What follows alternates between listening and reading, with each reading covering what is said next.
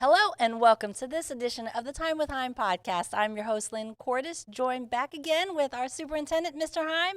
Happy summer. Hey, a week of vacation. We all enjoy it. You know, it's kind of a recharge time for those of us in administration, especially our teachers. Hopefully, all of our teachers are out there recharging and getting ready for 2022, 2023. It seems that summers always go fast. It does. We're already into the middle of June with looking forward to what's happening in July and August. And so there's a lot of great things. And we had some things we wanted to share. So we're back with our podcast. Well, yeah, let's start with probably on the tip of everybody's tongue or on mind right now is security. What do we do for security? In one thing, we're always looking better. You know, those who are around me always say you don't have to be bad to get better. We're always looking at ways to improve the security of our schools. One thing we've talked about the last few months is at our secondary schools, we want to work really hard to get our officers out in the parking lots and on the grounds, because all the research that you're hearing is we need to keep people out of the schools, not have people in the schools to protect us when they get there, try to keep people out of it. And then the second thing we're trying to do is limit access to our schools. Now, any school you go to or any community, that leads to a little bit of problems because when you limit access, you're somewhat limited in exits. And if you talk to the fire marshal, they want 10,000 exits. If you talk to the Homeland Security or the security people, they want one exit. So that compromise is something we're really working hard with. But district-wide, we're working hard. We're working on some vestibules where when you come in the building, you have to go through the office to get access to any other part of the building. And so we're going to continue to improve our security, but just understand one of our most important goals right now is to limit access to all of our buildings, because from where we sit, we believe that we don't want people to have the ability to get in the building. And again, from your seat, at about the time I got here, you were a big part of a Homeland Security was here. Lawton first. Lawton first, and you might want to talk a little bit about that. But they evaluated our buildings. We got lots of paperwork on that. So this is some of the things we're doing aren't just things Lynn and Kevin are making up. We've had experts come look at them, and we've had different people come talk about how to secure our schools. And a lot of your Homeland Security people are now talking limit access is the key to security. And that's something that we haven't stopped with COVID. We were working on it with the whole community and getting our partners in the collaboration. And that's something that our teams are still doing. We have a team working this summer on our emergency plans and making sure that as we transition with staff members that they understand what's going on, and we still work with our community partners. So that's, continues to evolve, but it's not the fact that we're trying to minimize people coming in. We want to know who's coming into our buildings and allow them the safe environment that they, deserve. And that's done through processes and procedures. Yeah. And I guess to clarify, it's not limit access people coming in your building, limit the ways people can come into your buildings. It's a lot easier to monitor one door with cameras and security locks and making sure they're not getting let in if they can only get to one door. So, and again, this started for me when I first arrived at Lawton. We started the drawings of our schools to the beautification. Well, part of that beautification plan is to limit that access and build the fences. We've worked really hard with that. As people know, we're getting that compromise with the code enforcers, and we're getting real close to getting on the same page with the city of Lawton on how that meets code. And I understand those guys have a job to do too. So all of that is really going to start moving fast. And so just so people know, though, security is one of the most important things. Hiring of officers, we ran a survey of all the school districts. We spend more money on officers per student than any other school in the state, the best I can tell it, from what other schools have sent in on that survey. But we're still looking for more officers. Security, as a superintendent or as a school administrator, one of the first goals you always have is to make sure kids are safe at school. You want parents to feel like their kids are safe at school. They're safe on the bus. They're safe at school. And so safety is first and foremost one of the most important things we do on a day-to-day basis. So, just want to make sure parents and the people out there know that this is a everyday thing for us, looking at ways to make our schools safer for our parents, and we want to get better at it every day. And that goes down to even our ID badges that we have. I mean, I have mine down here on, my bag, but we have to wear them every day so we know who belongs in our building and who isn't a part of our building, but that has a different tag. And that's some of the changes we'd like to make. I can't say we can make them overnight, but a lot of school districts you go to, you have to. It's kind of like getting on the Fort Sill. To get into the school parking lot, you have to show your ID badge. That way, the students know. We know those are our students. We know who's coming on our parking lots and who's coming into our facilities. And so that's what we're going to try to do is, again, improve our security on the exterior, as well as continue to practice security and safety, making sure doors are locked, making sure people aren't opening doors that shouldn't be, or putting a rock in a door because they ran out to their car and they wanted to make sure they could get back in that door. Some of those things that cause security issues, we're going to continue to work to improve upon those. Ever evolving and continue to work. Mr. Hime, we have Makerspace Camp in addition to summer school taking place right now. Again, that's another thing that I'm really excited about, because one thing to people that around me know is I try to make our money go as far as we can, and how you can expand money is partnerships. We have a great partnership with the foundation, McMahon Foundation, the Lawton Public School Foundation, the McMahon Foundation has helped us. We've worked hard with Cameron and Great Plains to form those partnerships. The Makerspaces are a great partnership we have with the city of Lawton. They have some money that they could use for STEM and other things, so we partnered with them to create STEM camps, as you want to call them, or Makerspace camp for our students. And from what I've seen in some of the videos and pictures, our kids are having a great time. And again, we're engaging students in engineering and math and science, the fields that have the most demand right now.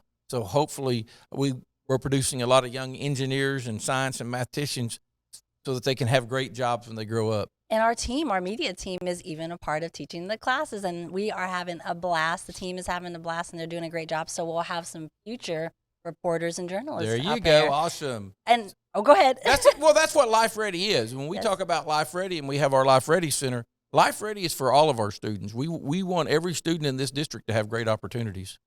Speaking of opportunities, we had several students, and we're doing something around our social media. So if you haven't checked it out, be sure to look at our social with LPS Around the World. But we have several students that just came back from events. We had MacArthur Boys and Girls State. 5 students from MacArthur, go out and attend. And then Samantha Duell, she was second place, and I want to say it right, but the national championship for speech and debate. Yes. And she did that. And so we've had some great things. We have students out in Washington, D.C. We have a middle school and a high school student that have toured D.C. right now and doing leadership. There's a lot of great things going on with our students. Our kids don't stop in the summer.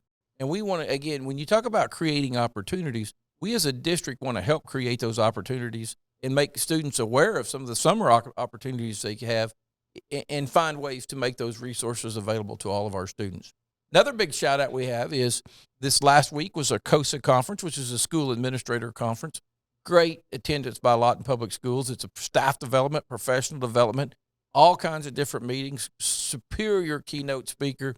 And we had like 40 of our administrators show up and take part and learn and collaborate and work on recharging so we can be better leaders for Lawton Public Schools. And we had presenters as well. So yes, it was we great had to numerous groups present. I think Lawton Public Schools had the most presenters, the most attendees, and we represented our district well at the conference as we're trying to get better. And that's what that's a big shout out from my side. I think we're trying to get better. And when you see your administrators taking time out of their day, a lot of them are elementary teachers who aren't even on contract anymore. So it was their time. So big shout out to everyone who attended that, took part in it, and had the opportunity to learn something that can help improve their school, improve education at their building.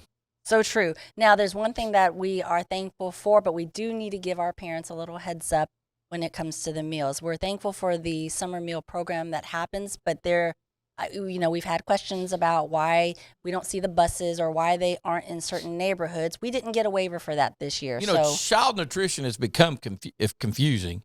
Because when the pandemic hit, they created a lot of waivers to try to help us feed students and get the food to the students.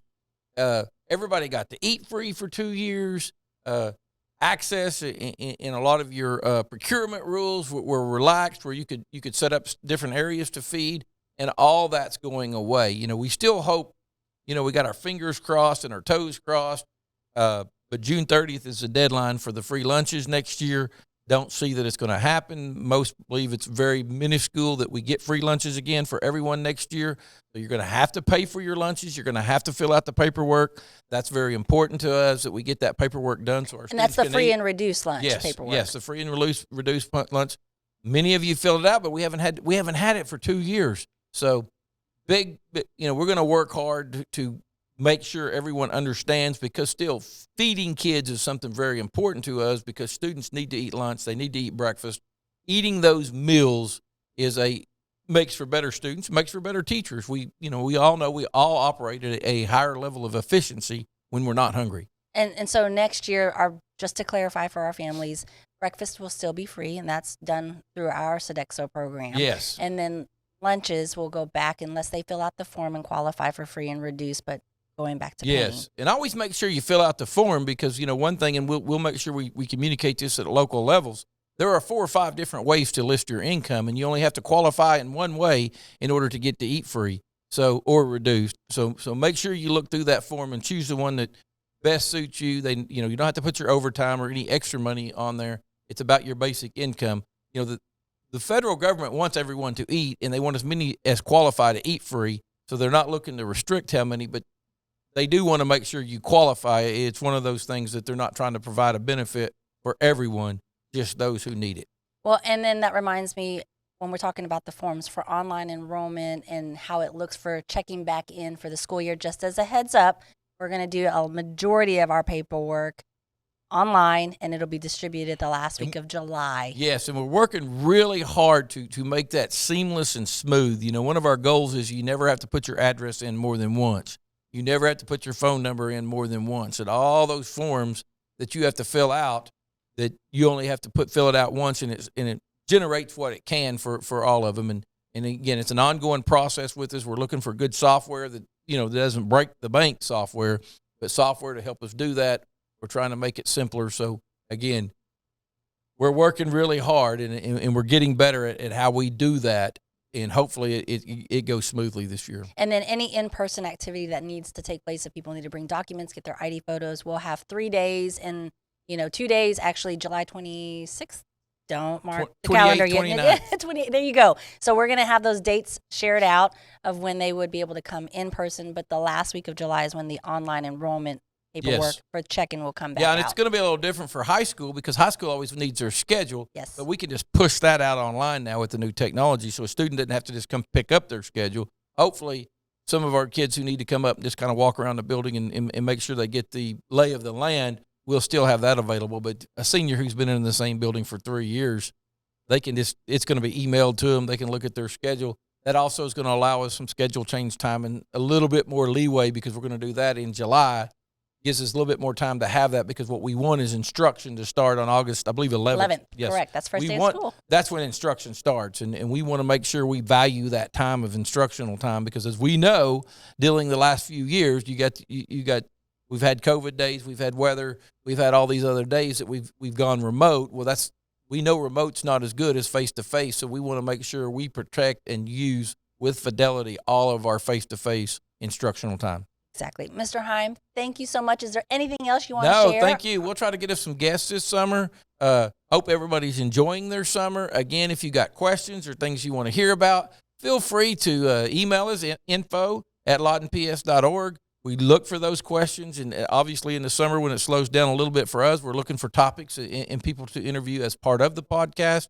And always you can go to our website if you need information, lawtonps.org. And thanks for listening. Yes, thank you for joining us. Until next time, you guys, be well, stay safe, make positive impacts, and have a wonderful summer.